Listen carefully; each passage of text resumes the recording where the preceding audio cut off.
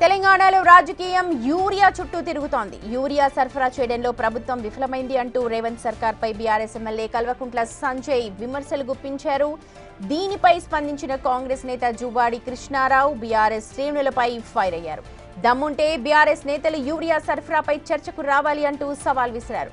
దీంతో జగిత్యాల జిల్లా కోరుట్ల మండలం ఐలాపురంలో ఉద్రిక్త పరిస్థితి నెలకొంది.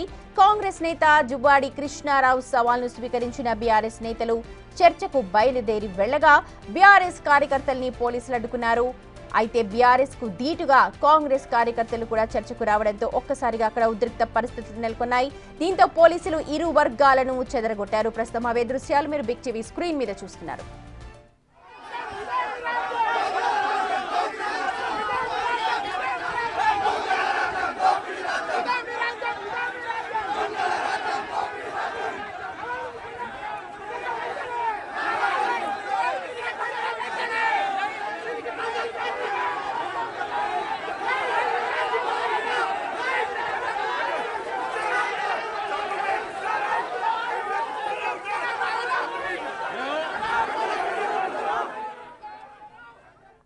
రైట్, ఐలాపురంలో ఒక్కసారిగా ఉద్రిక్త పరిస్థితులు నెలకొన్నాయి. ప్రస్తుతం మా ప్రతినిధి శ్రీనివాస్ ఉన్నారు అప్డేట్స్ అందించడానికి. శ్రీనివాస్, ఎలాంటి సిచ్యువేషన్ ఉంది ప్రస్తుతం అక్కడ? ఏమైనా కంట్రోల్ చేయగలిగారా పోలీసులు సిచ్యువేషన్ ని?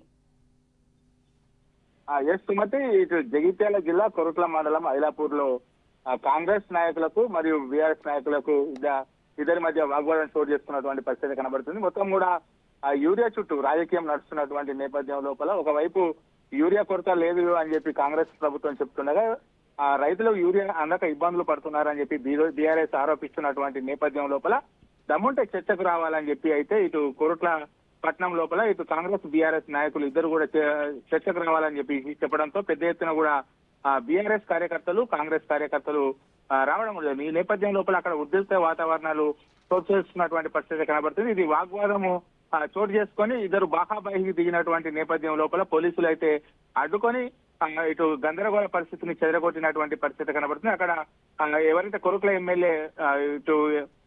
ఎమ్మెల్యే సంజయ్ కి తర్వాత అక్కడ ఉన్నటువంటి కాంగ్రెస్ పార్టీ నాయకుడు జువ్వాడి కృష్ణారావుకు మధ్య ఇటు యూరియా మధ్య వార్ నడుస్తున్నటువంటి పరిస్థితి కనబడుతుంది. మొత్తానికైతే పోలీసులు ఎలాంటి ఉద్రిక్త పరిస్థితులను నెలకొనకుండా అయితే అక్కడ గందరగోళ పరిస్థితి నుంచి వారిని చెదరగొట్టి ఎటువైపు పంపిస్తున్నటువంటి పరిస్థితి కనబడుతుంది. ప్రభుత్వం ఇటు అధికారంలోకి వచ్చిన తర్వాత యూరియా సంచులు కొనాలంటేనే రైతులు ఇబ్బంది పడుతున్నారని చెప్పి అయితే ఇటు బీఆర్ఎస్ నాయకులు ఆరోపిస్తున్నటువంటి నేపథ్యం లోపల ఎక్కడ కూడా యూరియా కొరత లేదని చెప్పి కాంగ్రెస్ నాయకులు చెప్తున్నటువంటి పరిస్థితి కనబడుతుంది. పరస్పరంగా సవాళ్లు విసురుకున్నారు. సో ఈ గొడవ ఇప్పుడు జరిగింది. ఇద్దరు ఏమైనా మీడియా ముందుకు వచ్చి క్లారిఫికేషన్ ఇచ్చే అవకాశం ఏమైనా ఉందా? మీడియా ప్రెస్ మీట్ ఏమైనా పెట్టే అవకాశం ఉందా?